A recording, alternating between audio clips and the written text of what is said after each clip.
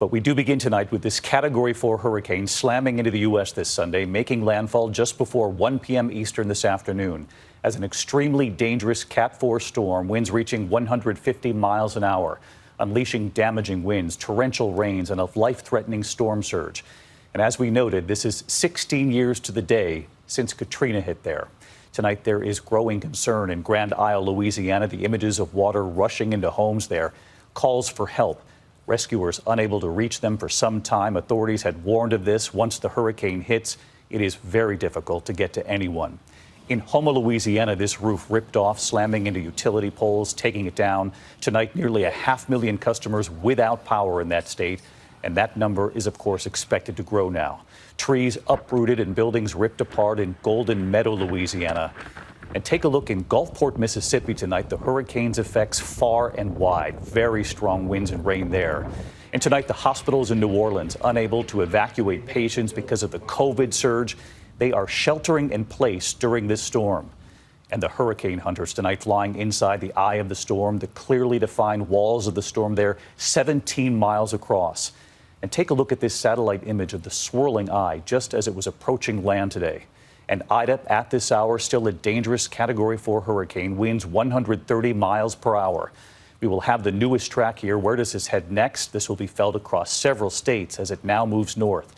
Chief Meteorologist Ginger Z is standing by with where this is right now, where it heads, of course, in the coming hours. But first, ABC's Victor Akendo. He's live in New Orleans with late reporting tonight. Victor? David, we have been feeling these hurricane-force winds for hours now, and Hurricane Ida's strongest punch is still on the way. Watch as the rain just rips right down the street here in downtown New Orleans, and the worst is yet to come. Tonight, that monster Hurricane Ida roaring ashore, packing violent winds up to 150 miles per hour, bringing catastrophic storm surge up to 8 feet. There is a tremendous amount of storm surge, a tremendous amount of wind, and this is tough conditions to survive.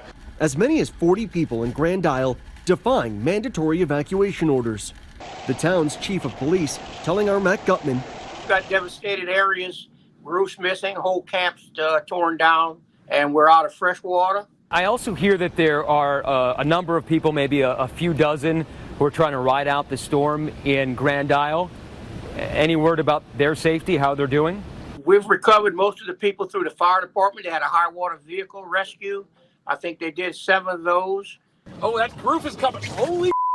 In Houma, winds ripping apart buildings, sending this roof crashing into a power pole, snapping it in half. Hurricane hunters flying into Ida's stunning 17-mile-wide eye, towering thunderstorms swirling around as the storm approached land. These images of destruction showing the power of the storm.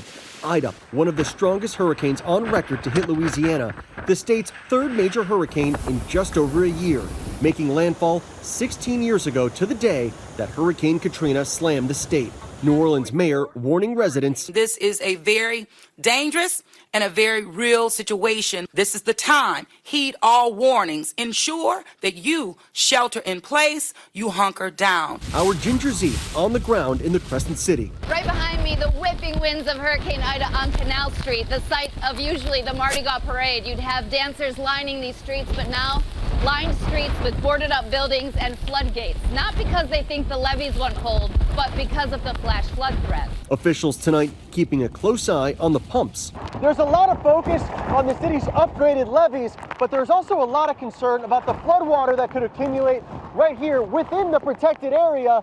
The city's pumps will no doubt be put to the test. In New Orleans East, outside the levee protection system, storm surge inundating streets. President Biden meeting with FEMA officials late today, the agency deploying 2,400 employees to the region. We're going to put the country's full might behind the rescue and recovery, and I mean that. Hospitals already packed with COVID patients now sheltering in place. Emergency staff like Dr. Emily Masumi riding out the storm. The elevator shafts are literally shaking as I'm going from unit to unit. That's all wind. Ida knocking out power to hundreds of thousands of customers, a number officials say will grow. Utility companies warning the outages could last several weeks. And we'll still be rebuilding that. And tonight, as our Matt Gutman was interviewing Louisiana's lieutenant governor, he received a call from Grand Isle shrimper Dean Blanchard, who had evacuated. Your seafood business is gone? It's pretty much gone. It's another Katrina, but I think it's worse than Katrina, really. Yeah.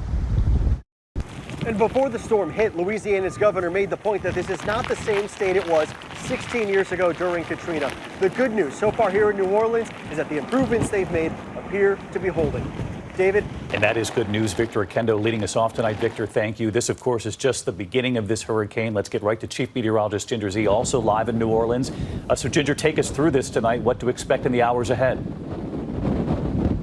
David, Canal Street here. We've had 83-mile-per-hour gusts. You can see the sign right behind me, that steel one, ripping debris flying down the street, and gusts are going to get rowdier. We will see 90 to even 100-mile-per-hour gusts here in New Orleans, and we're not near the core of the storm. It's going over Houma right now. You can see extreme wind warnings that extend up to the west side of Lake Pontchartrain. Those tornado watches all the way to Destin and Pensacola, including Mississippi and Alabama coast up to Hattiesburg. Here's what we're going to have to deal with, and timing this out the next couple of hours. This has been a stubborn storm. Now, the second lowest pressure to ever make landfall in Louisiana, by the way. It will stay only for a bit, but go down to 3 and 2 as it passes Baton Rouge, getting into Mississippi still as a hurricane by tomorrow morning. Look at that. You wake up Monday morning and you're saying, wow, we're still dealing with Hurricane Ida in southwestern Mississippi, with Hattiesburg getting those outside winds. Then it stays a depression. Hard hit central Tennessee from those flash floods a couple weeks ago, getting flash flood watches now. Flash flood potential all the way up to Pittsburgh as it hits a stationary front. David, this is a storm we're going to be talking about through the midweek and unfortunately throughout history. All right, Ginger Z, you and the team stay safe. I know those wind gusts are very dangerous, so get back under cover. We do appreciate it.